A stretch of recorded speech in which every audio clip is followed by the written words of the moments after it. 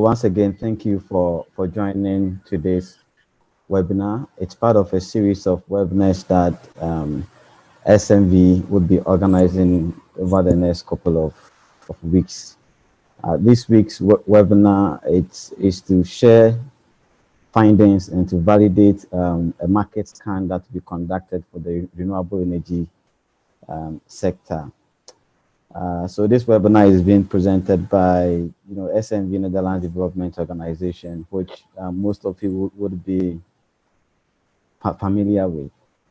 Before I go on to introduce who the very first speaker would be, I would like to mention a couple of things in terms of the housekeeping rules.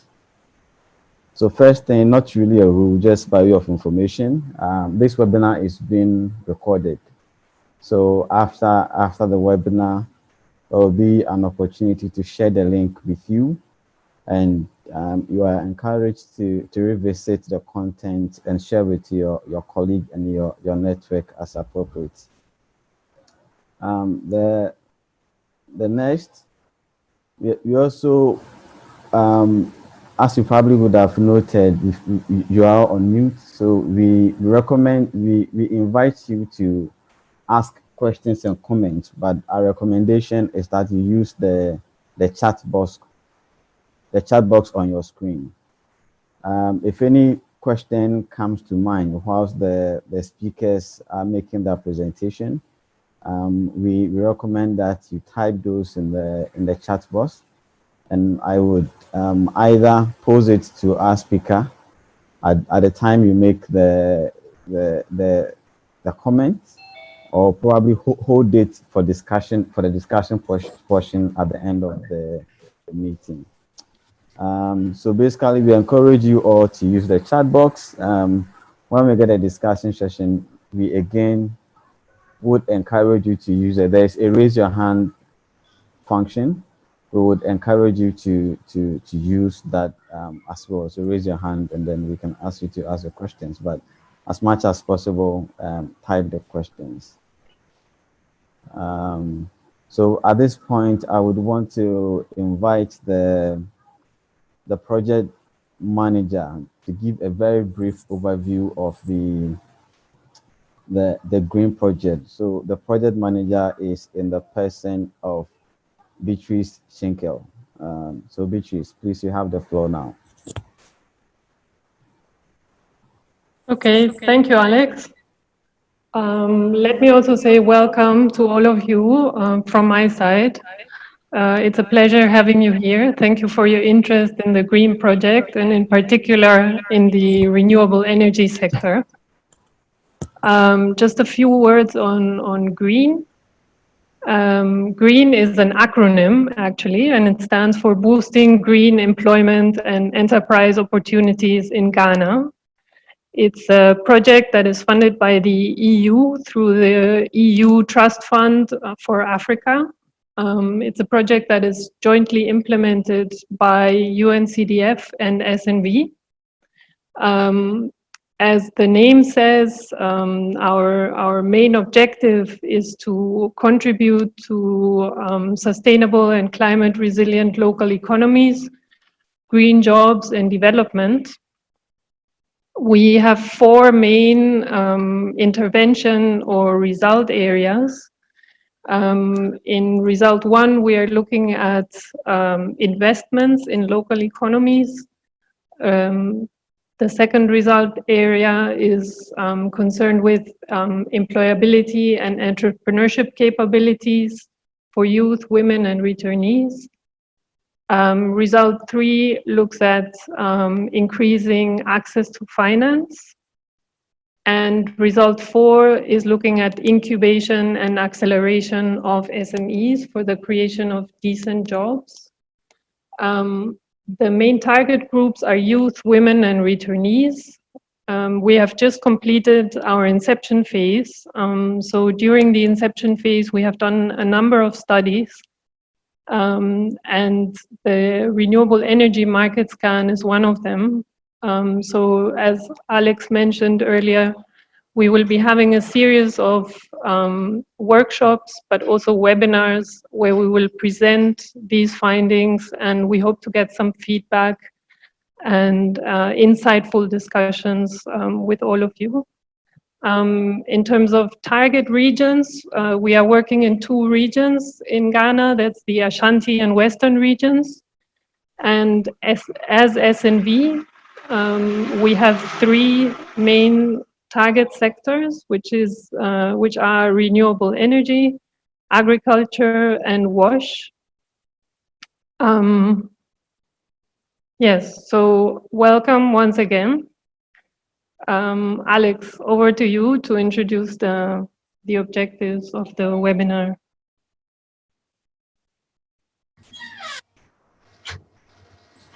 Thank you very much, Beatrice, for the presentation on the GrEEn project. I think I didn't introduce myself. My name is Alex Kojo Boahoma, the monitoring and evaluation lead for the GrEEn project. Briefly, before we go on to introduce the main speaker for the event, just a highlight of what the objective of this webinar is. So first, as Beatrice said, is to validate the findings of our market scan. So all of you, our participants, are sector players in a way. So we want to get your views on what our findings are. Next is to introduce and receive feedback on our planned interventions in the renewable energy sector. Key points to be covered in the market scan, so more like the scope of the market scan, and Michael would highlight this. So what are the opportunities within the 2 target regions, especially for employment creation and startups for young people and women? How is the renewable energy sector relevant to COVID-19's recovery phase, and who are the key stakeholders and players in the sector, but not just at the national level, but also at the regional level, especially the 2 regions where our project is focused? And how can project interventions in the sector be coordinated?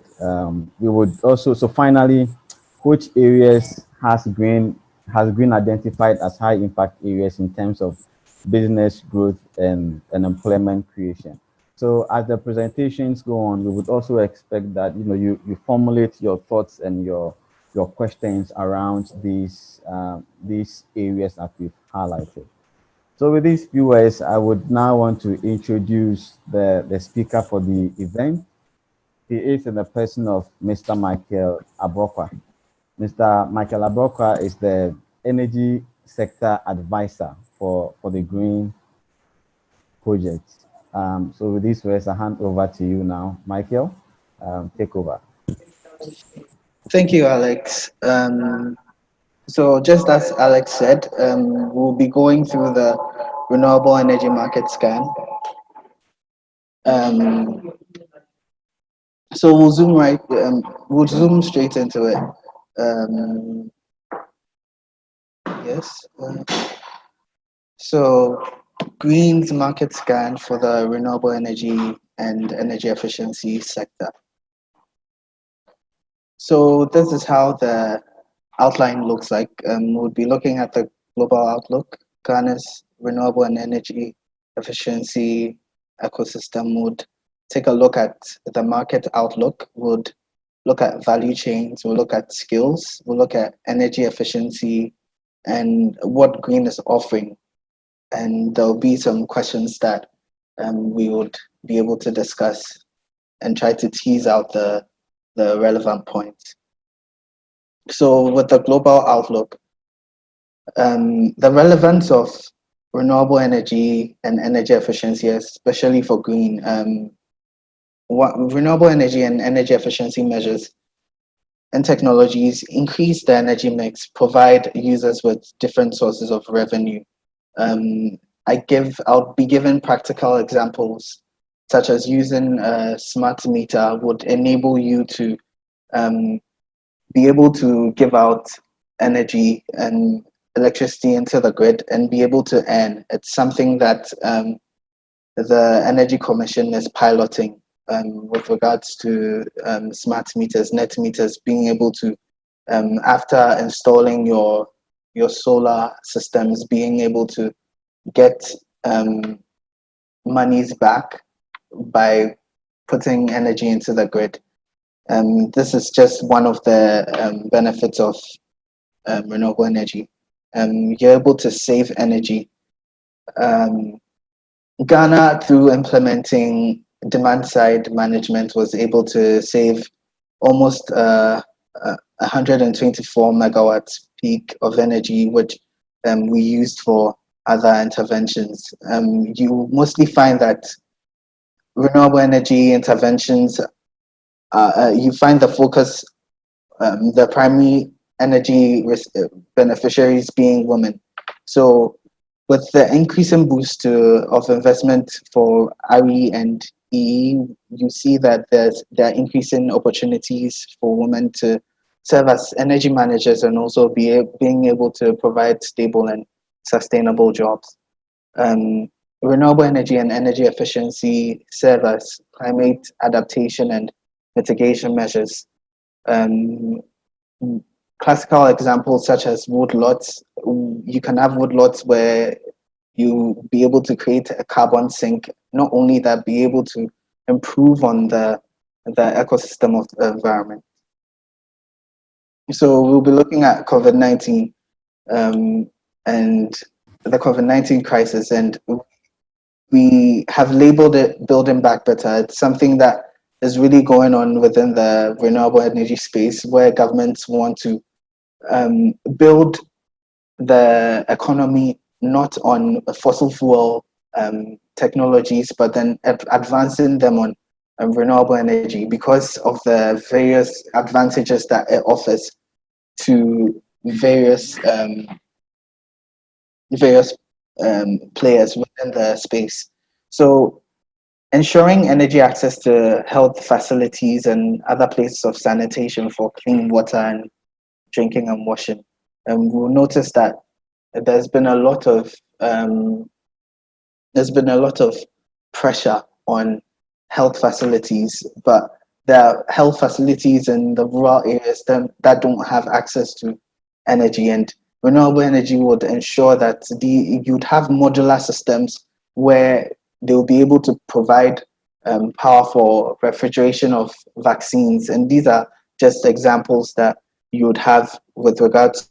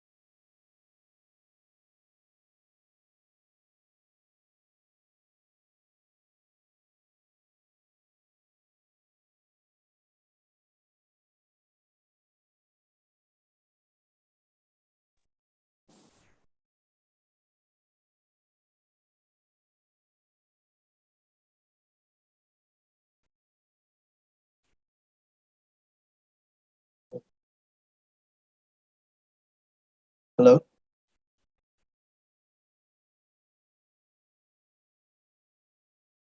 Also, with regards to increasing the resilience of local communities, most of the renewable energy interventions are very locally centered with regards to resource. So people are able to gain jobs through renewable energy interventions, where constructing a solar panel within communities, you'd have a lot of people helping put up the fences.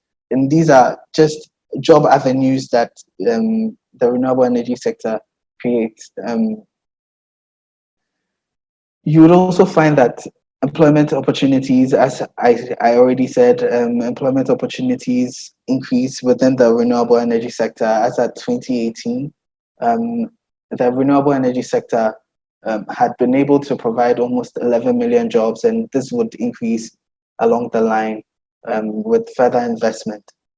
Ensuring there's a need to ensure information spread, just to let people know how to handle the crisis. There's a need for communication. With most people have shifted to an online form of education, and energy access is the only way that we can get this information spread. And renewable energy through solar home systems, we are able to ensure that um, children who are now staying at home are still able to learn, still have the energy, the light, the efficient lighting. They still have clean cooking solutions. They're able to learn and ensure that um, information flow is going on. So our climate change goals still don't change. Renewable energy and energy efficiency. Energy efficiency are the sure way to ensure that our climate change goals are still being followed in terms of international goals that Ghana has signed on to, the nationally determined contributions. This is it's the best way to ensure that we are still stayed on our targets in terms of climate change goals. So we'll have a look at the global targets. With regards to the global targets, key findings in tracking the SDG 7, from 2010 to 2018, 789 million people are still without access to electricity. 2.8 billion people still don't have access to clean cooking. 17.3% of the total share of energy consumption from renewable energy has increased. This has increased from 16.3. Energy intensity has also increased to 5.0. There's more investment going into renewable energy. This is all to keep temperatures below 2 degrees Celsius and to also pursue efforts to limit temperatures to a further 1.5 degrees. And these all have linkages with the other sustainable development goals. Moving on to Ghana's renewable energy and energy efficiency ecosystem. There are some policies that guide the renewable energy ecosystem, and we would be looking at the energy sector strategy development plan. There's the Strategic National Energy Plan, the SNEP. There's the Renewable Energy Act.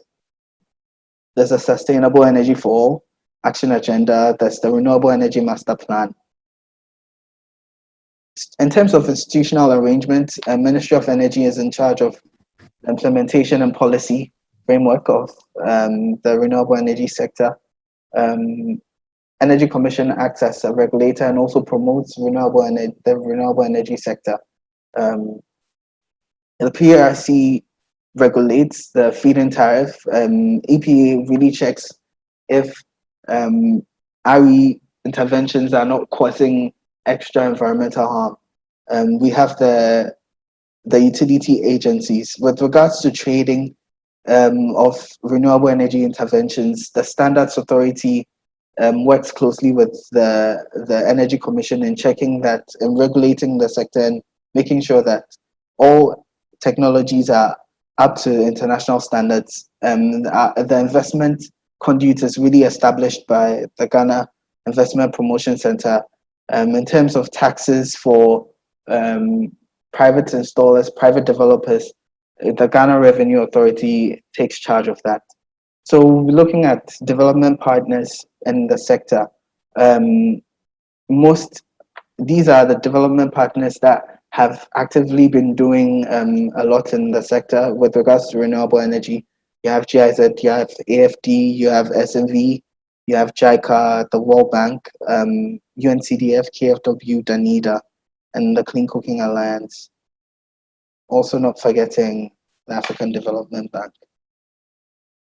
So we'll talk about facilities available in the renewable energy sector. In terms of business incubation, you have the Climate Innovation Center, which was set up by a group of partners that has the World Bank included, SMV, you have ICs, you have PFUN. You have PEF Federation, Private Enterprise Foundation, that's PEF. You have the AGI Energy Service Center, which was set up by GIZ. You have consultancies that can be engaged. You have Seeds, Abantu, Kite. Financiers, you have RDF, Fidelity Bank, you have EcoBank, you have CalBank, IFC, Wangara Capital, PFAN. In terms of training institutions who would be able to give various courses and be able to train people in the renewable energy sector, you have these listed institutions and courses that are available in the renewable energy sector. We would take a look at the market outlook. With regards to energy demand and supply, we are looking at the Ashanti and Western regions. Household access for Western is at 73. For Ashanti, household access is at 73. This provides a market for modular solar systems that are able to provide tailored energy needs for people. With regards to total installed renewable energy capacity as of 2017, you find the on-grid sector leading. Mini grids are still at 1%. In terms of primary energy supply, you find that oil is leading, but then there's a large market for biomass. In terms of final energy consumed, there's also a large market for biomass. Delving deeper into the biomass sector, you'd see that wood is leading in terms of primary cooking fuel. In terms of also delving deeper, we are looking at the urban and rural. In terms of urban, you find that charcoal is leading.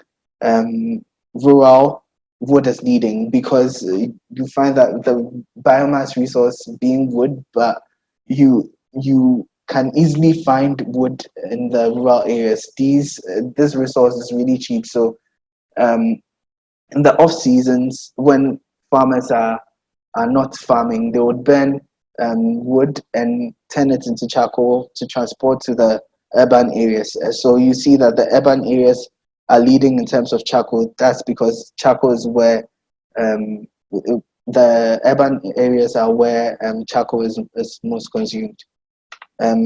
These are some of the technologies that we are looking at. We are looking at solar water heaters, we are looking at solar dryers, we are looking at solar powered irrigation systems, we are looking at solar home systems, we are looking at solar lanterns, biodigesters, improved cook stoves, timer switches, LED lights, which fall under energy efficiency interventions.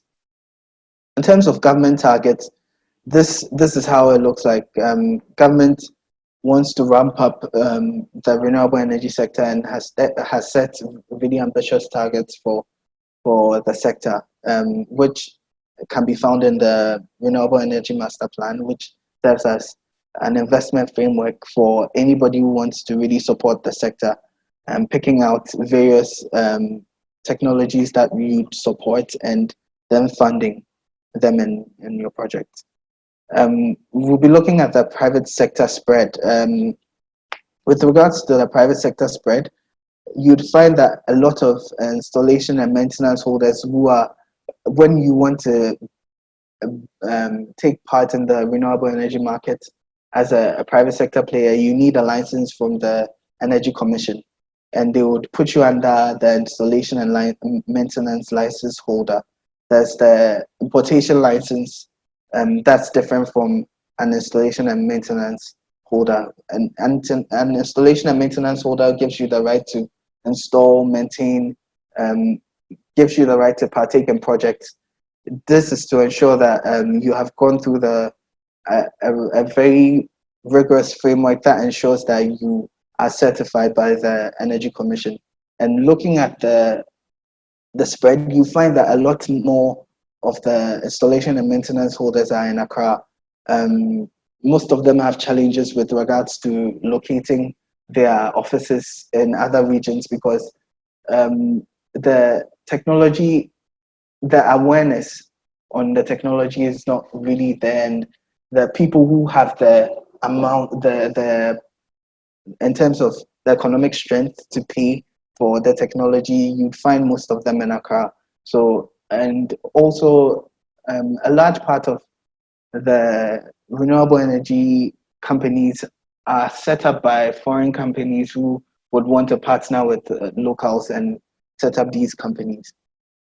So with regards to charcoal exploitation, you find that most of them are in the Ashanti region. With regards to companies with importation licenses, you find most of them in the Greater Accra region. Biogas companies, you'd find a chunk of them in the Greater Accra and Ashanti regions. Companies that are into briquetting, you'd find a chunk of them in Greater Accra. We'll now be looking at the solar value chain. So with regards to the solar value chain, if you want to manufacture or you want to install or be able to import solar, you'd have to get them tested at the Ghana Standards Authority. Energy Commission, with the help of Energy Commission, they've been able to establish a laboratory where they're able to test the efficiency of solar modules. So you'd have to get tested at GSA, and GSA will provide a testing report. You send it back to the Energy Commission before you are given the license. Most people from this sector would also need some sort of financing because of the high cost of renewable energy technology, the high cost of the models, and the high cost of the battery. And you would have to import all of these stuff together, because then you'd be able to get a tax rebate on your system. So it's the same for solar home systems. You'd have to get tested. You'd have to sort of gain some financing scheme to be able to get on lend it to the end users, just so that the technology comes at an affordable price for end users. So with the biogas value chain, it's the same. Marketing and sales is where we really find a lot of people, and there are no standards as of now for the biogas sector. But then the Biogas Association of Ghana really acts as a backstop, where it ensures that its members are able to install these technologies to international standards. Again, from the importers and manufacturing side, you'd have to get them tested. Most will need some sort of financing scheme to be able to give to their users or consumers or customers, so that they are able to use these technologies, because these technologies have a high cost in terms of financing. Here again, we look at the biomass value chain. The Energy Commission is setting up a wood fuel regulation, which would regulate the sector, but then as of now, it hasn't been put in place. It's still going through works and will be done soon. In terms of producers, you'd find most women engaged in collection of raw material, which could be offcuts, just wood that's lying around, and off farming season. This is what you find most people engaged in.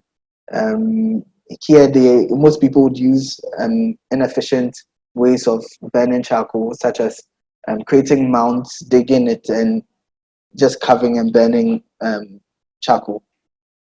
You'd find distributors also, most women are engaged in that front, and also retailing. With regards to the improved cook stove side, we've identified raw materials, people who supply raw materials, such as liners, clay liners, the producers who are metal artisans. The Energy Commission will be coming out with a labeling. It has already done a labeling scheme, which will be implemented soon. The labeling scheme would ensure the shift of consumer attention to improve cook stoves and make enforce standards which will ensure that improved cook stoves are the only stoves that the broad citizenry use. This will shift metal artisans who are producing just the traditional stoves into producing improved cook stoves. So with regards to challenges, these are some of the identified challenges. Lack of enforcement codes with regards to policy and regulation, intellectual property rights, land acquisition. With regards to the market, there's an undeveloped supply chain, field pass experiences, which you can have the Apollonia project staring at us. In terms of technical, the technical bits, you'd have a lot of the lack of skilled human capital in the area of manufacturing. There are difficulty in obtaining parts because, of course, a lot of parts are not manufactured in Ghana. With regards to economic and financial,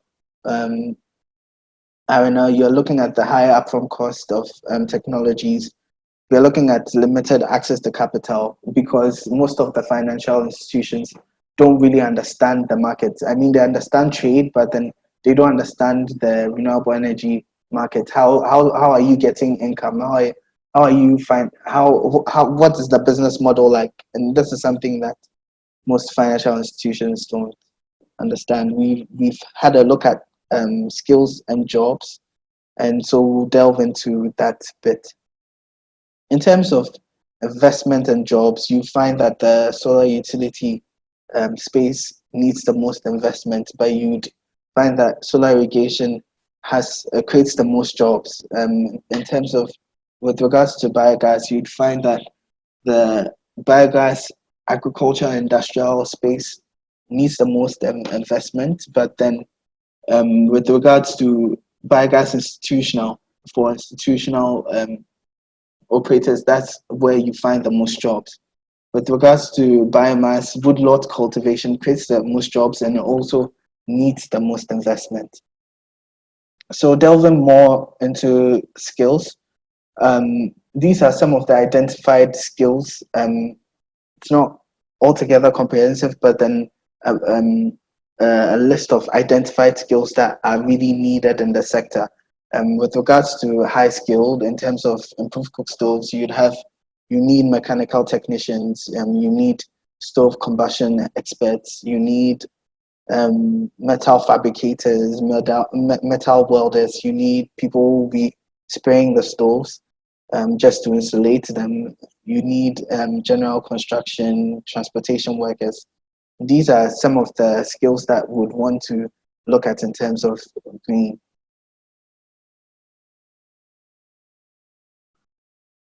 So talking more on the energy efficiency bit, these are some of government strategies. Some already implemented programs have been the replacement of incandescent lamps with compact fluorescent lamps, CFLs, the fridge rebate program with UNDP, power factor correction in 32 public institutions, mostly hospitals and schools, military camps, energy efficiency training and capacity building for energy managers in the MMDAs, nationwide public education and capacity building for members of Ghana Hoteliers Association, and promotion of energy efficiency lighting as part of the National Rooftop Solar Program. Some of the strategies that have been listed by government is to ensure mandatory energy audits in commercial buildings, especially buildings that are applying for renewable energy technologies, to use renewable energy technologies.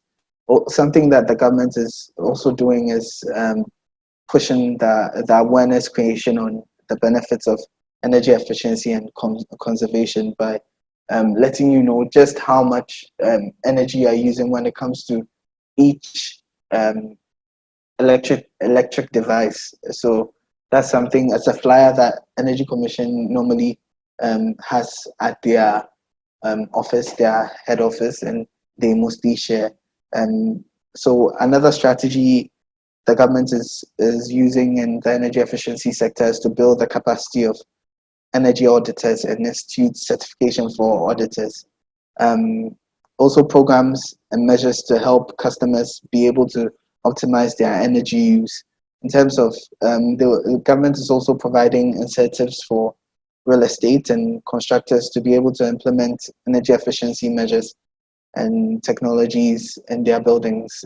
They are really pushing for energy efficiency measures and technologies being put into buildings, and they're doing it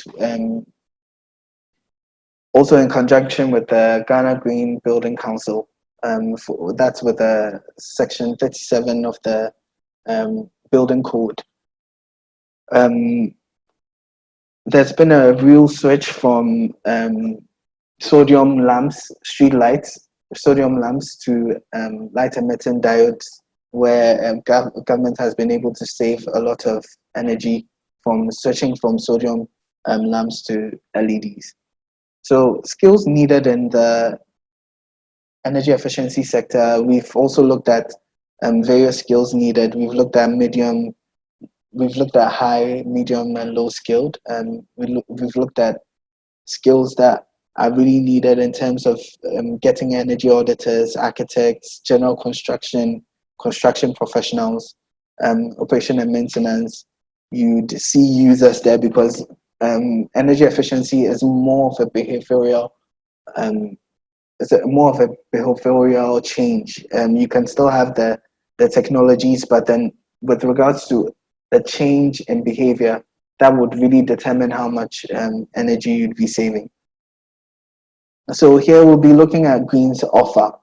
GrEEn is using a very innovative model which SMV has been using, especially in the East African countries. It's called the OYE model. That's the Opportunities for Youth Employment, which looks at the push, match, pool approach. And here we'll be looking at demand-driven training delivery, especially for the Western and Ashanti regions where most are engaged in plantations and farming. We'll be looking at agri-based renewable energy training and productive uses of energy, where we'll be looking at kilns for efficient charcoal production. We'll be looking at solar lamps, solar lanterns for off-grid areas. We'll be looking at training people in these technologies. We'll be looking at peer-to-peer networking sessions where we'll be looking to improve the skills of renewable energy entrepreneurs, where they'll be able to share skills, innovative skills that have worked for them in terms of pushing their businesses. We'll also be looking at internship and job placements. This is what OYE is about, trying to give the youth, women, and returnees skills that are really relevant for employment in terms of what private sector is looking for. So that's what we'll be doing. We'll be having MOUs with private sector companies who are under various associations such as GACO, the Renewable Energy Association of Ghana, the Association of Ghana Solar Industries, the Biogas Association of Ghana. We've started engaging with them and would want to have MOUs with them. So we'll also be looking at web-based platforms where we'd have a representation of the renewable energy market, the players within the market, solar importers, various solar installers, how you can connect with the market, and all of that will be listed on the web-based platform. Would also be having business plan competitions where we would want to look out for innovative solutions that don't only target the renewable energy sector, but also various sectors that GrEEn is looking at, such as the agri sector, the wash sector. It would also be providing access to financing by giving out matching grants. Also, with regards to incubation and acceleration for youth, women, and returnees, we would be looking to strengthen business hubs so that they are able to incubate and accelerate inclusive MSMEs. We want to introduce models, new models, if there aren't any, that would have a focused RE practicality, where RE businesses are able to tease out the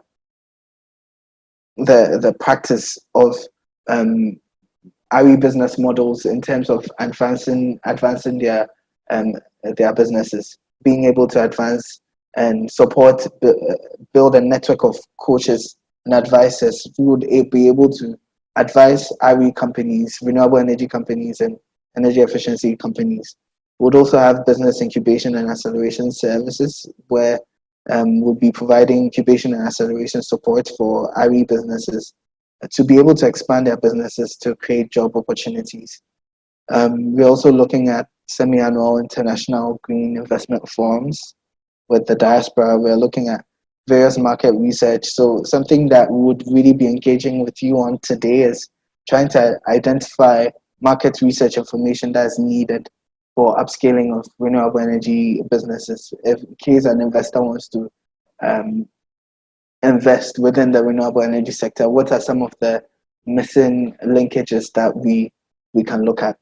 We would also look at some blended financing in terms of increasing financing from financial institutions for green businesses, and making sure that financial institutions are able to understand what green businesses are looking for, their business models, and just how just the best ways to finance these green businesses.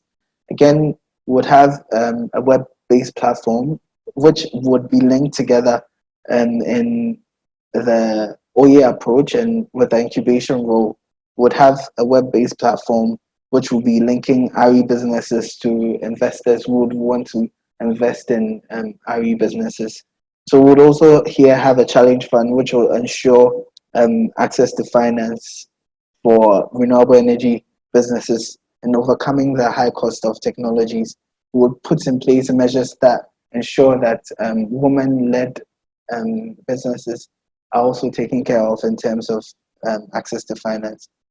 And all, we want to ensure that we are keeping our missions now, where we are ensuring that project activities, we're ensuring that the carbon emission trail of our project activities are not affecting the environment. So we'll be looking at various, here we will be looking also at businesses, where businesses being able to switch to different forms of technologies with regards to renewable energy and energy efficiency, ensuring that these technologies are reducing the carbon emission trail of businesses. So some questions that would like for us to discuss. We would want to know if the right subsectors have been focused on for job creation and business growth in the sector, and how can the market information for Western and Ashanti be improved? What do we need to look at specifically? Who do we need to collaborate with? How many internship and job placement models can be provided in the renewable energy and energy efficiency sector? And the next, would also want to discuss with you how many renewable energy and energy efficiency SMEs can be incubated or accelerated in the next 2 years. We would also want to dialogue with you how we can dialogue and find collaboration to be established at the regional level. So thank you, and I hope we have a fruitful discussion. Thank you. Alex, over to you. Thank you very much, Michael, for the very insightful presentation about the renewable energy and energy efficiency sector. It's been, for me, it's been very, very insightful, you know, taking us through the value chains, what the opportunities are for creating enterprises, jobs, and what GrEEn has to offer. So I think we are encouraging all of us to use the Q&A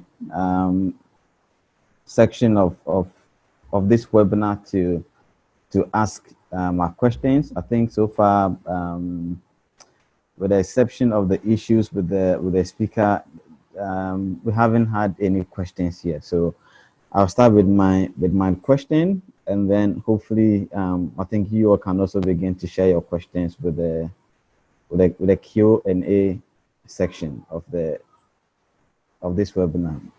You can also use the chat box, to ask your questions.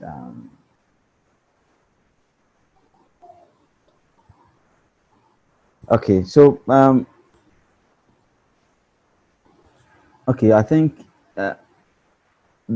Mr. Ebenezer actually has his hands raised, but I'm not sure if he can ask the question orally. Is it technically, is it possible? Okay, so I think he can ask now. Mr. Ebenezer Ashi.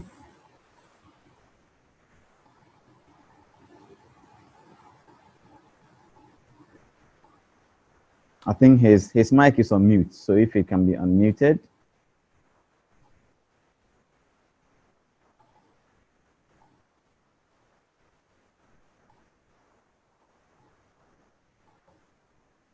Please, can you unmute Mr. Ebenezer Ashi?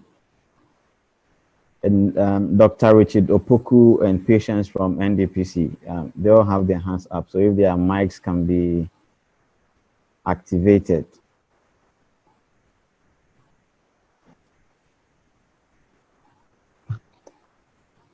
Hello, are you able to hear me? Yes, we can hear you, Doc. Please, your question. Yes, not a question per se, but a comment.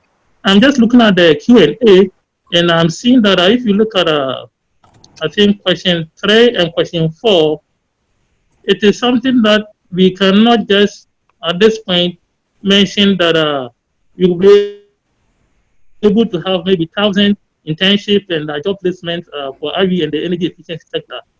And those two questions, 3 and 4, they are questions that probably we will need a market survey. We will need to engage maybe one of the institutions to do maybe a market survey to quickly get data in terms of the RE and the energy efficiency job placement in these two regions. So that's a comment that I wanted to make for now. I don't know if I make sense. Yes, you're right, Doc.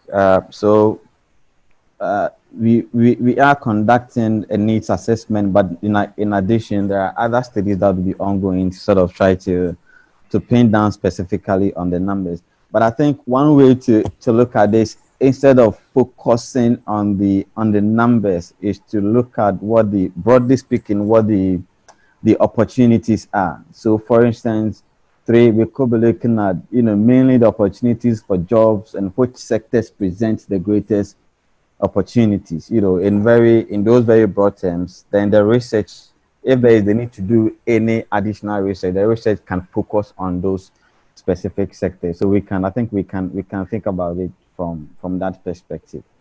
Okay. Hello, can I go ahead? Yes, please. Okay, thank you very much for the opportunity. For me, just a couple of comments from my end. So the first one has to do with the target locations for the project. Here is Western region, and then the Ashanti region. And for the presentation, my understanding is that those regions were selected because they are agric based, or they produce a lot of wood. I stand to be corrected. But since we are discussing renewable energy in totality, I was wondering whether it might be too late to change that, but I'm just trying to think aloud why perhaps we didn't also consider the high temperature zones, like the northern part, which amass a lot of solar, because we are talking about biogas, talking about solar and other forms of renewable energy. So, but we seem to be focusing more on the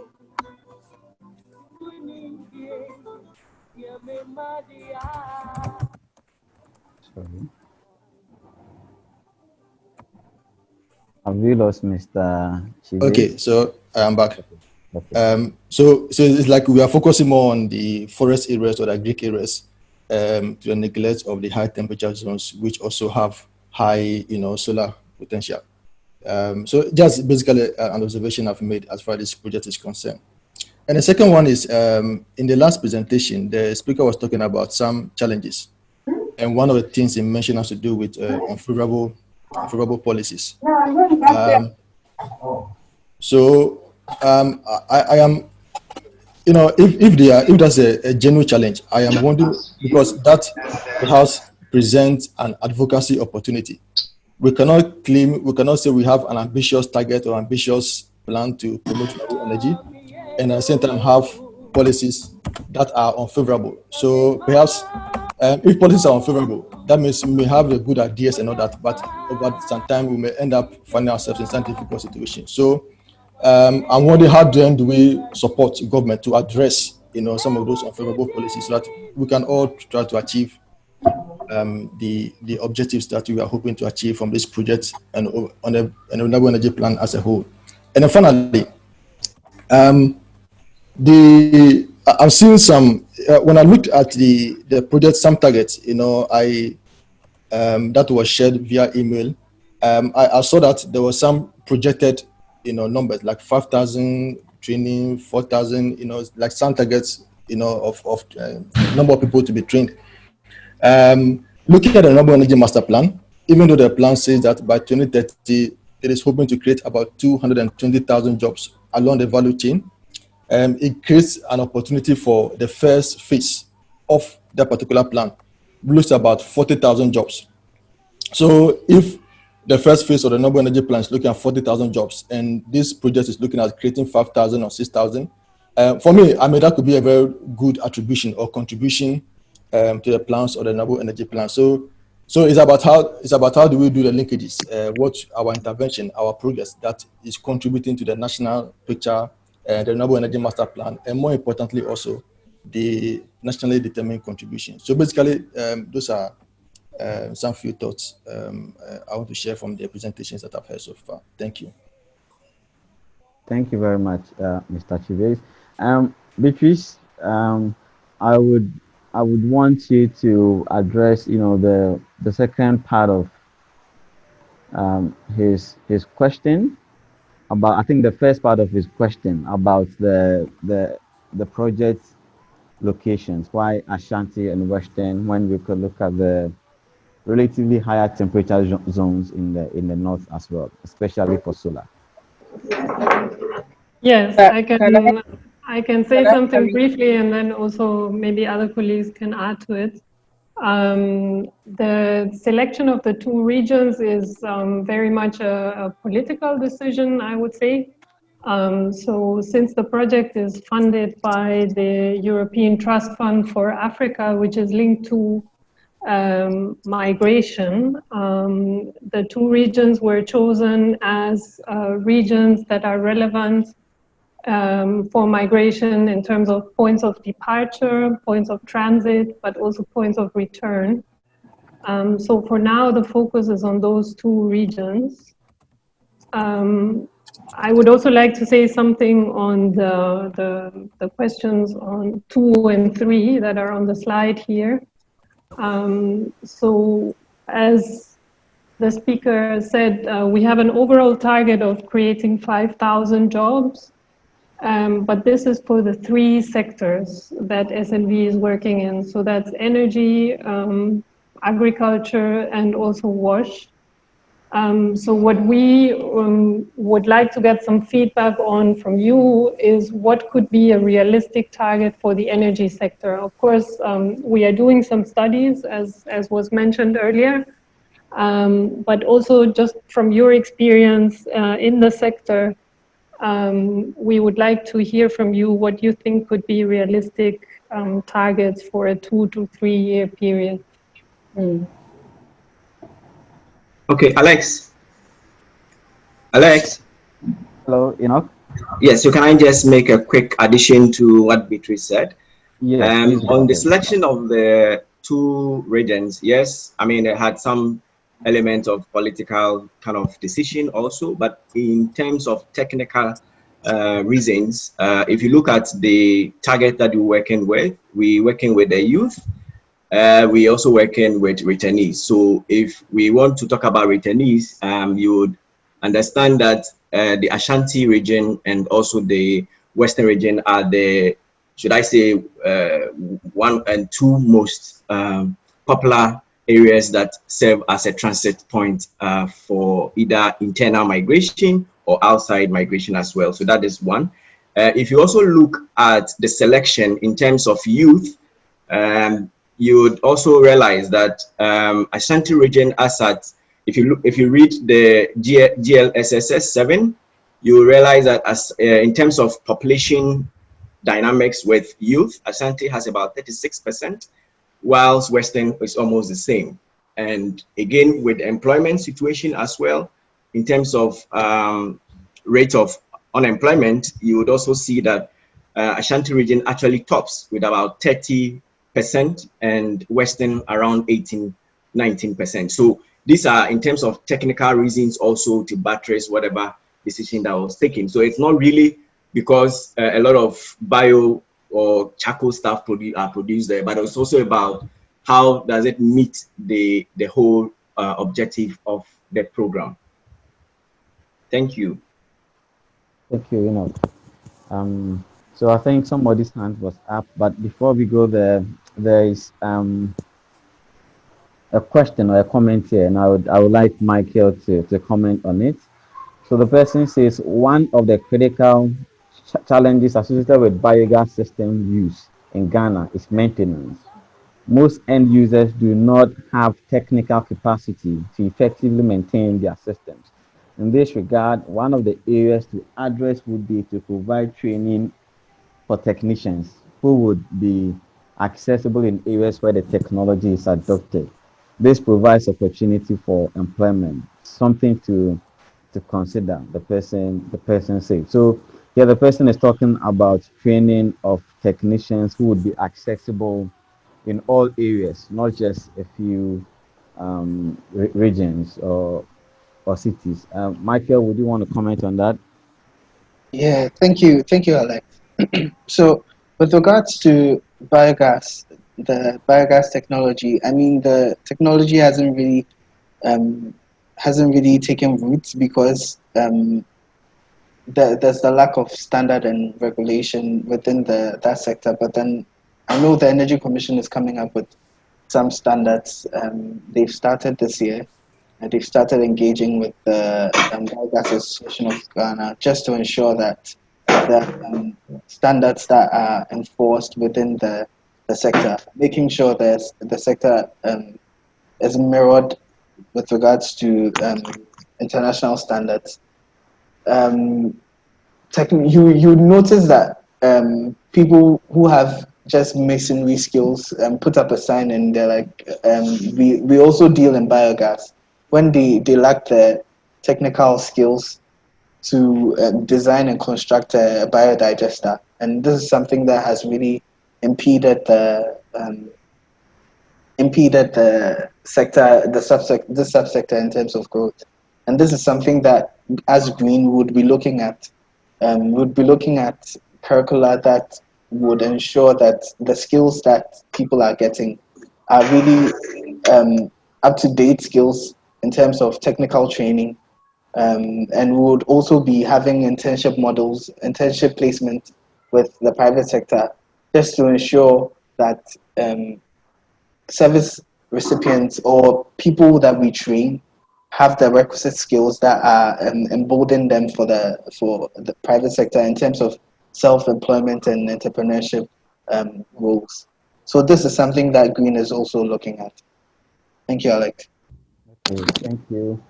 So there are two hands up, Dr. Rose Mensah-Kuti and Patience from NDPC. Doc, please hold on. Let me hear from Patience, and then I'll get to you, Dr. Mensah-Kuti. Please, Patience from NDPC, your comment, question. Yes. Yes. Thank you very much for the presentation. Anyway, so for the first two or so speakers who raised their hands, I patiently listened, and then your the responses that you provided actually clarified the comments or the question that I had. So my question was around your target group, which is the returnees, in addition to the other groups. I actually wanted to know why your focus was on that. And I think that has been addressed. And then secondly, I'm just looking at the scope of the work with regards to the 2 regions. So are we taking into consideration all the districts within the region? And if that is so, with regards to the analysis or the study that needs to be conducted to inform us with regards to how much or how little may be needed to take up this assignment, I would recommend that maybe the district assemblies are involved in this, which I'm sure they would. And the first point of call could be the plan prepared for 2018 to 2021. As you may be aware, the National Development Agenda for 2018-2021 also has a reflection of renewable energy strategies to address issues around it. And we expect the districts to do so. Probably not all of them may have information with regards to how they will be implementing that particular objective and the strategies thereof. But those that have, I'm sure they probably may have detailed some information with regards to activities that they may want to implement. So that could also be an important point of call to inform our scoping study and with regards to what the real issues are in these districts and how they can also be, they can also inform the roadmap and the activities that are going to be implemented. And then most importantly, for NDPC, I think we also it's very important for us to help us with our monitoring and evaluation for these 2 regions. So, I mean, it's just at the base level, I mean, the start off, but I think it will be better for us to collaborate more, for us to know what the regions, in terms of what the input may be, whether they are conforming to it, what the issues may be, so that, I mean, going forward, we can also learn from these lessons. So these are just my initial comments, and that first and foremost, let's ask the district, if we are working with them, whether they have any reflection of the objects in their plans. And then thirdly, I wanted to know, 3 sectors, but renewable energy for now. So what about the 2? Or you intend addressing agric and sanitation alongside, or the focus is just on renewable energy? Okay, thank you.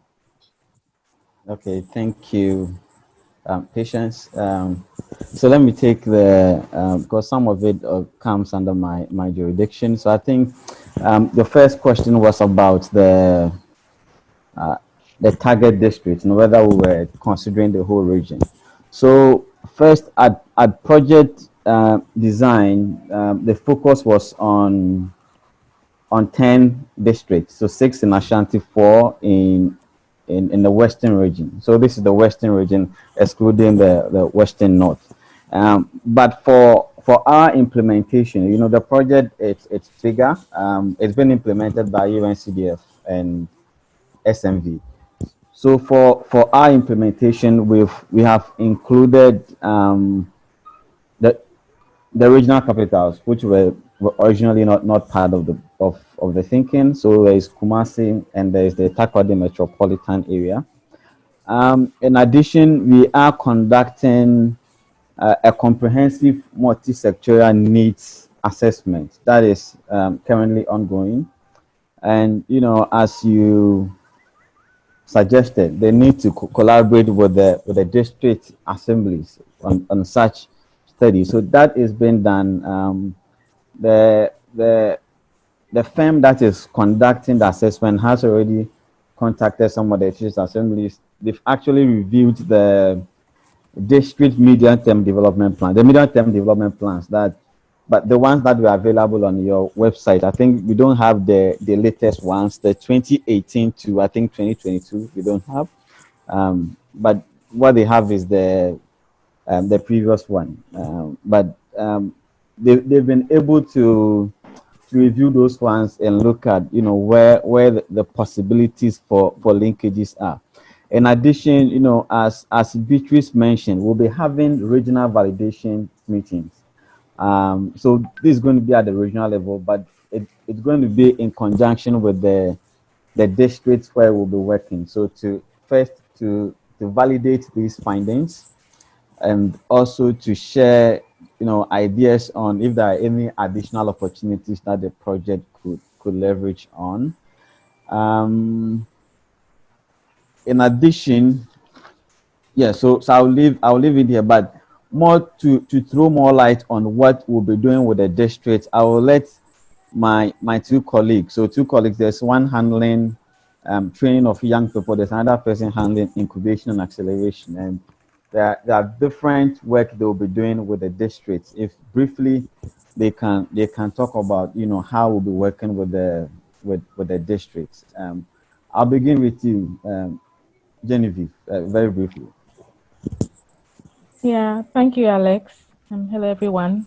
So for incubation and acceleration in the districts, we will be working with the district level offices. And so the NBSSI, NEIP, a lot of the smaller ones, what we will do is to support them to be able to help the SMEs in the sector. And so we will first of all need to find out what their needs are in terms of the training they provide and how we can support them to offer assistance to the green sector. So that's how we will be working with the districts. Maybe just to add on, there was a question about how SMEs can take advantage of. Okay, let me just read it. He said, how do SMEs like us who are into renewable energy and energy efficiency services and training of technicians get on board this program? So we will start the call for our entrepreneurs in September, I think. So please keep an ear out, and hopefully once the call goes out, we can reach out to you with that information. Thank you very much, Alex. Okay, thank you. Enoch? Yeah, I would like maybe just to, I think Genevieve has talked to some of the things. The skills training bit would also start in August, and so we would also let you know. We'll do a number of promotional events, so you would actually get to know. But what I wanted to quickly add on to the question that was asked around how we are working with MMDAs, the project is quite comprehensive. Like Beatrice said, we have 4 resort areas. If you look at the first resort area where UNCDF will be handling, the project would work with the MMDAs, that 10 MMDAs that we'll be working with, to develop plans or ensure that their plans have some climate resilient elements in them. And then we would institute what we call the performance-based climate resilient grant system that would be given to the 10 MMDAs that we'll be working with, in a way of stimulating the local economy as well. So that, should I say, would be directly linked to the medium-term development plans or the annual plans that NDPC would still have, or we'll see how we are doing that directly with them. Also, maybe just to say that there's also, within the investment, we have another target group that, again, UNCDF will be dealing with. We call them the Cash for Work, which would provide temporal job opportunity for these people. What happens is that those that would wish to progress would then be kind of transited into the OE training, which Michael talked about, so that we can then support whoever comes into that, to either improve on their product or actually support them to secure a job. So just to add that briefly. Alex. Thank you. Enough. And I think there was also a question about the other two sectors, agric and wash. Yes. So Yes. we're having we've done a similar study for those two sectors, and in July we'll have webinars, covering those two sectors, and definitely we would invite you. Please next, Dr. Rosemary Kuti.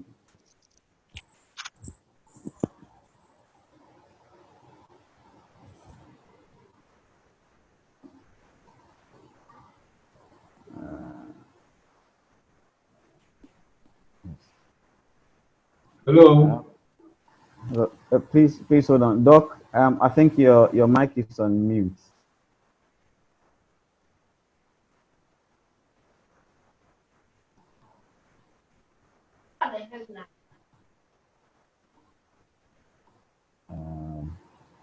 Okay, let's go on to the next person. We'll come back to Doc. Mr. She had her comment. She typed it in the chat box. Maybe you can read that out.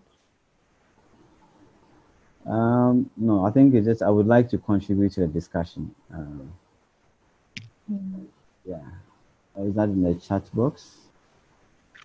Okay, the gender issues must be clearly identified. Okay, so there's a question about the gender issues must be clearly identified. So Genevieve, maybe you could briefly talk about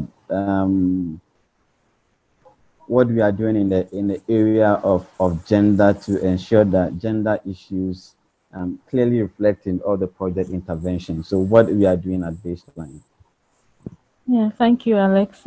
So that aspect is still in it's still in a planning phase, and we will be working to see how best to improve on the gender component of the project in entirety. So that is definitely key to us, but a core part of our target is women, and we want to see how best we can encourage more women to participate across all levels. So that part is being worked on currently.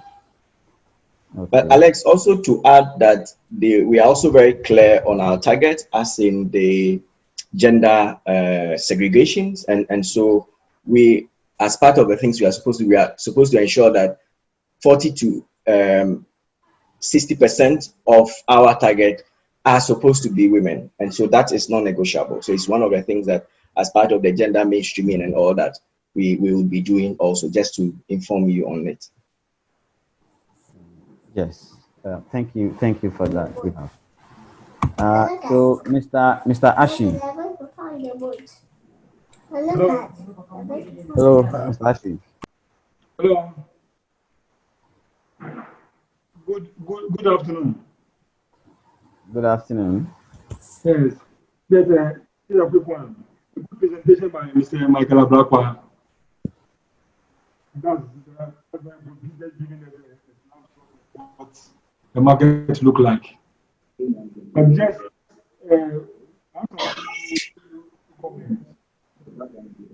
specifically with the targeted regions.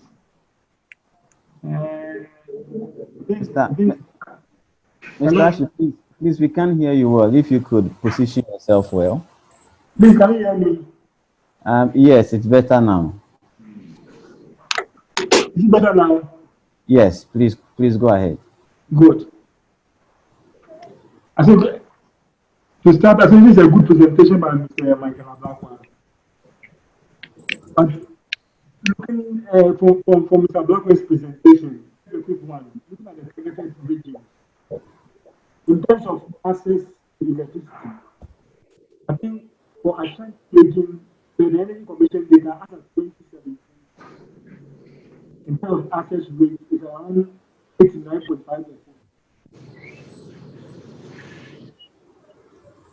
And that of the Western region is 67.1%.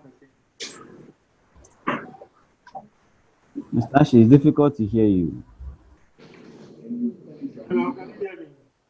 No, it's very difficult to hear you clearly. Hello, can you hear me? Can you hear me now?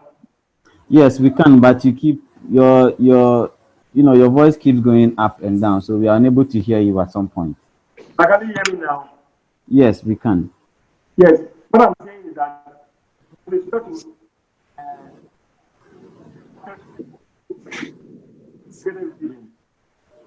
as of 2017, can you hear me? Hello? Hello. I would want, hello? Hello. I would want to suggest that he can send his question by maybe a message so that you Yes. read the message. Yes, Mr. Ashi, if you can type. I think there's a challenge with your network. Can you hear me now? Hello? Hello, Mr. Ashi. Please, can you type the question because your line keeps breaking. Okay, then let me type the question now. Yes, please. So I think Mr. Anyakote. Please. Okay, good morning. Good morning. That's not the name, it's Aaron Nyakute. Oh, okay. Sorry. So, but you're pardoned. That's pardoned. Sorry. Yeah. Good morning, everybody. It's been a very wonderful session so far. Kudos to Michael. Michael, that's a very insightful presentation. So I brought up the first issue on the biogas systems. Okay, and it was in the line of technical training as part of, job creation. Okay, so just one more thing in the area of the solar sector. I think about a year or two ago, I visited the solar modules assembly plant in Pune also, yeah, in that region. And 3SIL is doing something. They call it production, but I think it's more of an advanced level of assembly of solar products in Ghana here. So talking about importation of solar parts or solar installation systems, the parts, and as we look at creating employment, is it possible to look at what 3SIL might be doing in the Ashanti and probably the Western regions? Do they have any plans to set up a production facility in these regions?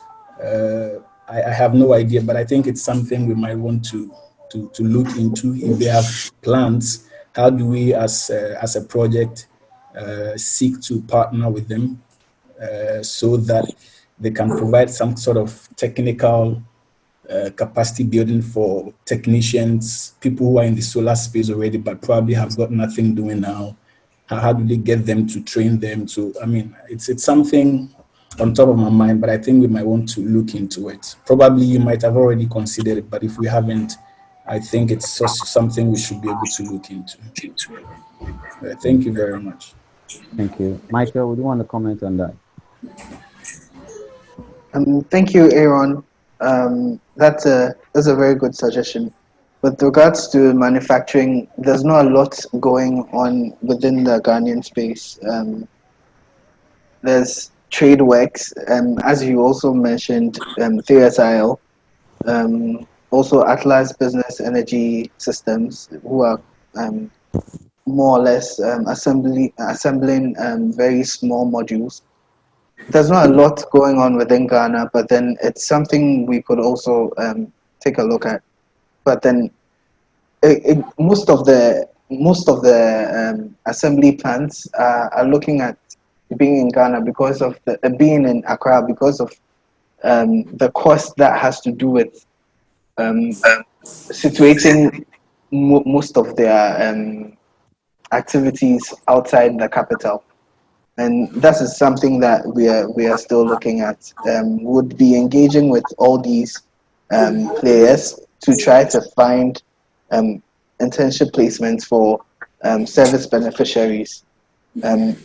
If there are schemes that exist within their outfit, would be sure to look at it. Thank you. Thank you. I think there are two monitoring and evaluation questions here, which I would want to tackle, and I'll come back to the attendees. We have just about 10 more minutes left. There's a question about how we intend to monitor beneficiaries, especially beyond the project end date. So briefly, we have two kinds of evaluation activities that will be ongoing. We will do an assessment of the participants 4 to 6 months after they graduate from the training program, to look at what effects that, or to look at changes that have happened in their lives, particularly in the area of employment, income. So basically in their livelihoods. But in addition to that, there's a much longer term impact assessment we'll be doing from from the end of year one until the end of the project. That's year four. The evaluation design is still under review. We've submitted the evaluation design to the EU. It is still under review. But what we plan to do is to follow up on a stratified sample of our participants, um, and we'll take a stratified sample of each graduating cohort from each year, and it's kind of a panel survey. We follow up on them throughout the life of the project. So within that, we are able to establish some level of attribution with the kind of changes that will be happening to them. And we also intend to have those who apply and are unable to get onto the project will become a comparison group that will want to compare our participants with. So we'll follow up on that and look at the changes happening. Beyond the life of the project, as you know, this is a project. The project will end when its time comes up.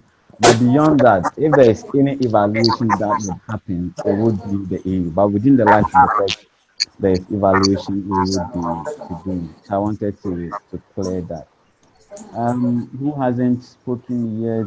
Let me see. Yeah, hello. Hello. Yeah, Bismarck, Mr. Bismarck Asamoah Asante. Yes, please. Yes, please. Can we hear you? Good morning to everyone. Please, I would like to talk about the question 3. How many internship and job placement can be provided by the area and ED sector? What I would like about that is that we need to equip the existing companies. You know, we have a lot of existing companies that they are struggling in terms of finance. What I would really is to equip us. Now, we are one of them, Nasamba, they are one of them. So we need to be equipped in order to be given the needed support that we need.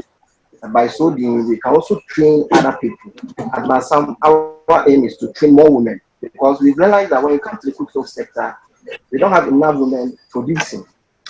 The only women that we have is those that they are distributing. And then we need women to also learn the trade. As we have women learning fashion and other stuff, we also need women to learn the trade, how to produce the cookstove. And also, we realize that we don't have an exhibition center. Like we have an arts exhibition center where when we go there, you have like artists there, designing and all that. We realize that we don't have an exhibition center when it comes to the cookstove sector. So we would like to be the first company to come out with an exhibition center where we can see an old cookstove that was being designed like 5 years ago. Then we can look upon that and improve upon it. And Aaron just talked about biogas. What I've realized about the biogas system is that we have a lot of houses building the biodigesters and all that, but we normally import the biogas cookstoves from outside. We normally import them, but we need to have a cookstove manufacturing company in Ghana where they can produce a household biogas cookstove to meet up with these biogas digesters that they are building in various houses. So we have taken it upon ourselves to be able to produce this cookstove, biogas cookstoves, to meet the biogas digester that they are building in various houses. So we need to be equipped in that direction to be able to do that. And also we would like to partner with a solar company like SunPower to be able to come out with a cookstove that will use solar, because we are improving the energy efficiency. We would like to also improve to the renewable energy, where we can come out with a cook stove. Other countries are doing, like Kenya, they have a cook stove that uses solar. But when it comes to Ghana, all our cook stove that uses solar, we normally import them. We don't have any local company that's producing a cook stove that uses solar. So the next 2 to 3 years, we would like to partner with one of the top or the big companies that they are into solar to be able to produce a cook stove that will use solar. That's what I would like to say about the question. In so doing, we are also trying to create employment for other people, especially women and the youth as well. Thank you. Thank you very much, Mr. Asante. It's good to know that you're a private sector person, because we'll be looking for some of these linkages. So your points are well noted. Yes, so I think we have just about 3 minutes for this event to end. Please, was that Dr. Richard Opoku? Yes. Hello. Okay. Yes, Doc, please. Yes, I think when he ended the presentation, he put some 5 questions, or maybe like 5 items that he said he wants us to contribute to. So I would want to make contribute to point number 1 and 3. Okay. And I would want to start with point number 3, which is how many internship and job placement can be provided by the IB and the EU sector in the next 2 to 3 years. And let me say that for me, for the past 4 or 5 years, I've been doing a lot of work in solar irrigation for small-scale farming activities in the Ashanti region. So I'm in touch with a lot of small-scale farmers here in the Ashanti region. And in terms of solar irrigation, there's a higher prospect for people to go into it, because they have realized that usually within the year, they have about 5 or 6 months that they can depend on natural rainfall. The other months they suffer, they cannot get water for irrigation. So I think I have some numbers in terms of how many jobs we can create there. And from my previous studies, we can create about 120 to 150 jobs per year for solar irrigation for small-scale farming. So we are probably looking at numbers of about 400 to 500 job creation only for solar irrigation in the Ashanti region for 2 to 3 years. So that's the information that I would want to give out. For now, about 400 to 500 jobs for like a small-scale farming, solar irrigation in the Ashanti region. Then on point number 1, I have seen that usually our concentration has been on maybe the production side, renewable energy production, but we are not looking at the end of life cycle. When, like for instance, you have used your solar batteries, and after 4 or 5 years you have to replace them. What do you do with the solar batteries? How do you decommission it? Because we are now having challenges of environmental pollution from batteries.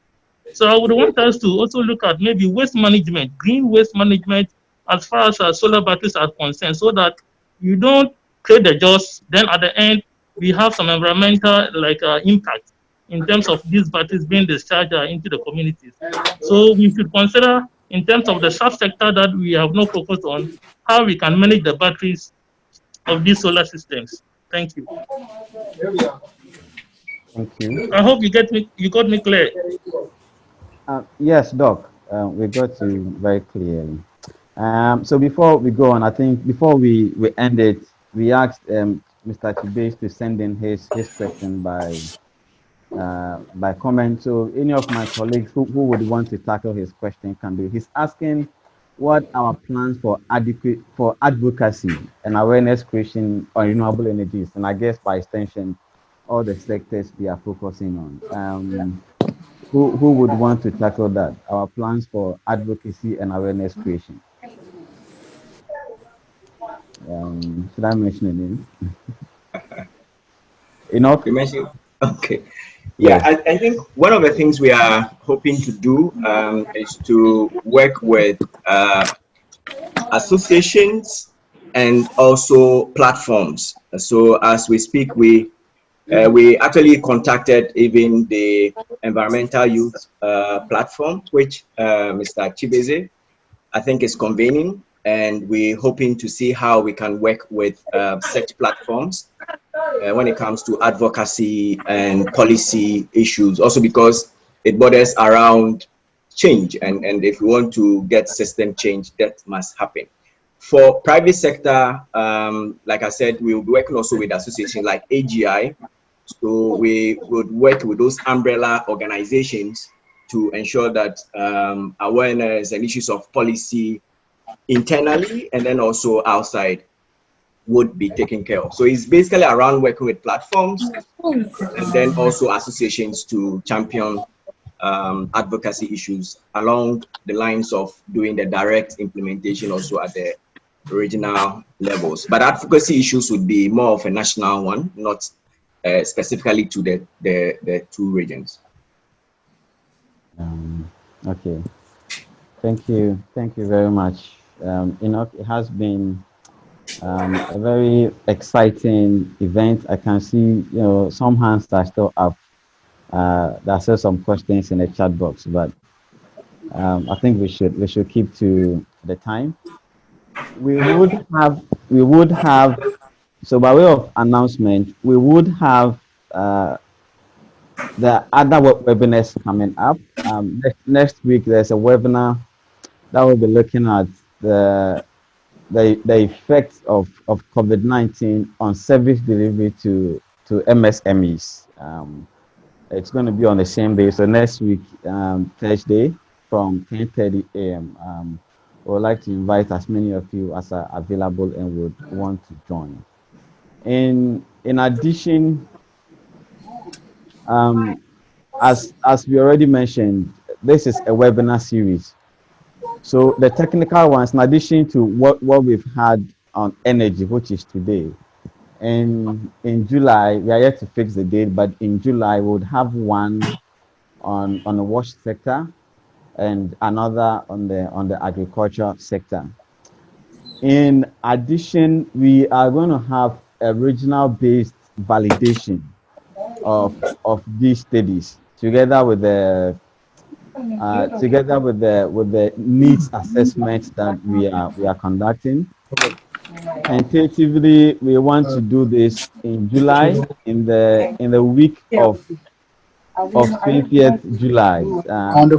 Tentatively, that's when we want to do that. So we will send invitations to as many of you that we can, but that's going to be regional based. We'll have one in Kumasi and one in Takrady.